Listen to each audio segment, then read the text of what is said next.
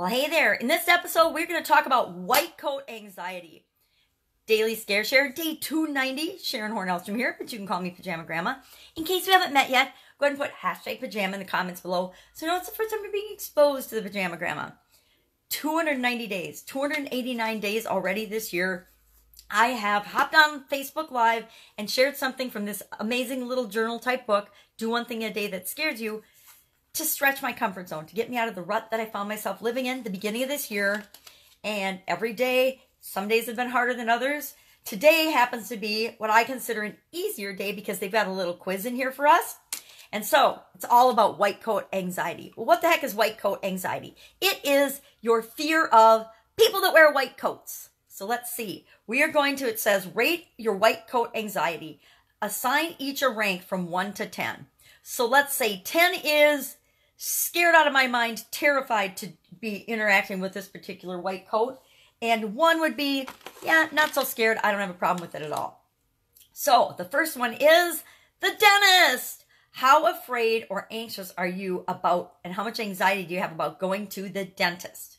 Now, I'm going to say that's about a 3 because of my history with dentists. I had braces for a whole lot of years, and going to the orthodontist, which would be a dentist, was absolutely miserable because every time we'd go, I had that silver mouthful of braces that would cut into my face and my lips and my gums all the time. And then sometimes the wires in them would break and they'd poke through my cheeks and braces. The worst part was, though, when you would go and you would get them tightened because they had the braces, but then they would tighten them. Now kids have this cool thing called an Invisalign or something where you just wear these little clear plates to sleep or something. And I'm like, oh my gosh, that would have been amazing. Although my teeth were kind of all over my mouth. So I am very thankful and grateful that I had braces and that I had the opportunity to get my teeth straightened and fixed because it looked like an explosion had gone off in my mouth when my baby teeth fell out and my permanent teeth came in. So dentists, I'm still a little anxious to go, more because of the root canals I've had as a result of all the orthodontia than of the actual having to go to the dentist yourself. I actually had an abscess in one of my root canals and my whole cheek burning and swelled up. I had to go to the emergency room and get something to tide me over because, of course, it happened on a Sunday. And then I had to go back and I had one root canal I had to have done 3 times. So that kind of ups my anxiety, my white coat anxiety when it comes to the dentist. How about a dermatologist? I've only been to a dermatologist once when I was pregnant because the hormones made my skin break out. This is way TMI, isn't it? Anyway, so I'm going to give the dermatologist a 1 because I don't really mind going. If I go to a dermatologist, it's because I got an issue I want to get some help with. Oral surgeon. Okay, that one's going to get, I'm going to give them a 5 because although I didn't like my oral surgery idea, I got a lot of relief from it. So I'm not really afraid to go to the oral surgeon because I know they're going to solve my problem and give me relief. I have never been to a podiatrist, so I'm going to give that a 1. Now, my mom would give that a 10 because she's got a rare circulatory disease that gives her trouble with her feet. And I've been trying to get her to call a specialist in it that I interviewed for my podcast, and she will not. Cardiologist, I'm going to give that one a 3 because every time I go to my cardiologist, my blood pressure goes through the roof. And that's because I had a sudden cardiac arrest in 2010 and died. And so going to the cardiologist brings up some of that for me. Not a lot. I'm not really, let's be honest. All these white coat people, they probably get a real 1. But I'm trying to make the activity a little more real and spicy for different people. So my cardiologist, sometimes he's kind of an intimidating guy. He's super tall. He's super quiet. And he's like kind of cold. And so doesn't give me the warm fuzzies. Now, the girls in the lab that check my ICD, they're awesome. They're friendly and warm, and I talk to them all the time. But the cardiologist himself, the white coat guy, although the lab technicians and my cardiologist, my device readers, they wear white coats too, and they would get a 0 because I'm not afraid of them at all. But the cardiologist himself, he's going to get 3 because he's a little bit more challenging. Oh, orthopedist. Well, I don't go to an orthopedist because there's nothing wrong with my bones, so that one gets a 1. But if you have trouble with your bones or something, you might be a little bit more anxious and have more anxiety with them. Radiologist, depends why I'm going. I've had lots of x-rays in my life. I'm going to give that, I'm not really anxious at all. So I'm going to give it a 2 just to mix it up. Because sometimes it's a little nerve-wracking. If, like, when I had to get my spine x-rayed last year when I was having trouble walking. I guess that would be a 2 in anxiety because I was a little nervous. I didn't think they were going to find anything, but they did find some deterioration, which is normal with like someone my age. Gynecologist.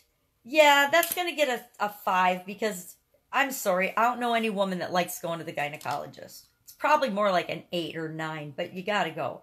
I've never been to an acupuncturist, so I'm going to put a circle around that and a question mark because I would actually like to go to an acupuncturist.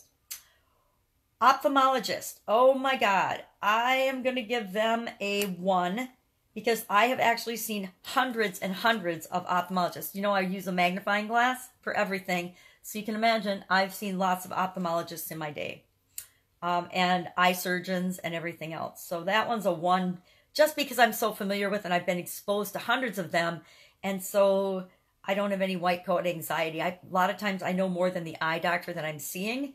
And so I don't worry about that at all. I have never been to a gastroenterologist. I would imagine that's to do with your digestive tract. So I don't know if I would be afraid to go see one or not. I guess if they're the folks that do the colonoscopies, yeah, that would be about a 10. But I don't know what they are. So it's another one I'm just going to give it a 5 because I have no idea, but I've never been to one. And then the last one is someone scarier in a white coat that you would actually maybe interact with. And the only thing I could think of was, you know, maybe go to a job interview. I've been to job interviews where I've interviewed with lab people or with R&D people that happen to wear white coats or uniforms. You know, I give them about, it depends on the opportunity or what I'm interviewing about or with or for. But in the past, that would probably be a 3 or a 4 in the past. But again, not super scary. I would say my white coat anxiety on average is about a, let's see, 3, is about a 2. If I added these all up and divided by the number of options, that's how you get the average. Statistician joke or trick or formula secret there. It would probably be about a 2.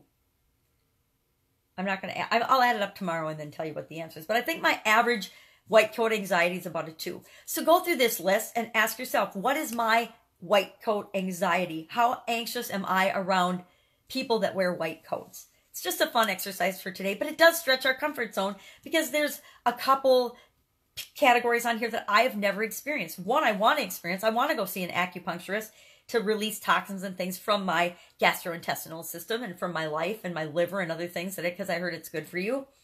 But others I have had experiences with, and even the ones I've had experiences with, I'm not super afraid of because I know that the experience of interacting with this particular person in a white coat gives me some kind of a relief or pain reduction. And that is always a good thing.